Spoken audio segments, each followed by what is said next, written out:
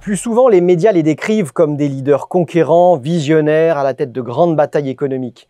Pourtant, derrière le vernis de l'assurance, certains dirigeants préfèrent fuir leurs responsabilités avec une constance inquiétante.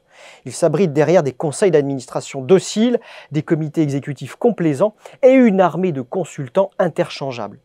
Le courage et la détermination deviennent des termes presque tabous. Leur objectif, éviter à tout prix de prendre une décision qui pourrait les exposer personnellement. Sous couvert de rigueur, nombre de ces dirigeants se réfugient derrière une avalanche de KPI, Key Performance Indicators, ces indicateurs de performance qui envahissent tout. Dans la réalité, ces métriques deviennent souvent des systèmes de défense pour se protéger de toute forme de responsabilité.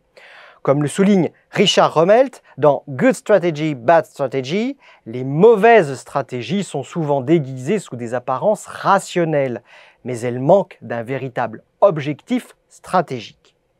Ces KPI, loin de renforcer la gouvernance, instaurent une bureaucratie paralysante où les dirigeants se cachent derrière les chiffres pour éviter de trancher dans le vif. Le résultat, un immobilisme déguisé en rationalité.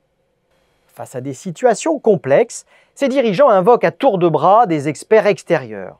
Un rapport de McKinsey ici, une étude du BCG là.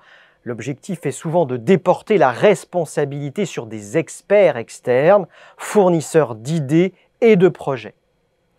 Comme l'explique Rummelt, le recours excessif aux consultants peut révéler un manque de vision stratégique et une absence de détermination des dirigeants. Ce jeu de dupes fonctionne à merveille. Le dirigeant se présente comme prudent, informé et surtout, il se dégage de la responsabilité morale de ses propres décisions. Il est vrai que la moindre erreur peut coûter cher, non seulement à l'entreprise, mais aussi à la carrière du dirigeant. La peur de l'échec devient alors un puissant moteur pour ces non-décisions. Comme l'a démontré Jim Collins dans How the Mighty Fall, l'un des premiers signes du déclin est l'arrogance née du succès, qui pousse les dirigeants à se reposer sur leurs acquis. En outre, une étude de Gartner a révélé que plus de 60% des dirigeants admettent que la peur de l'échec influence leurs décisions et les pousse à éviter de prendre des risques majeurs, ce qui freine l'innovation au sein de leurs entreprises.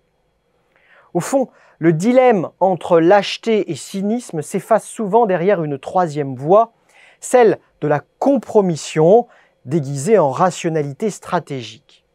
Ces dirigeants, oscillant entre inertie apparente et opportunisme calculé, ne sont-ils pas tout simplement en quête de survie? Si la lâcheté renvoie à la peur de l'affrontement et le cynisme à une absence totale de scrupules, peut-être sont-ils simplement deux faces d'une même médaille, celle du pragmatisme sous tension.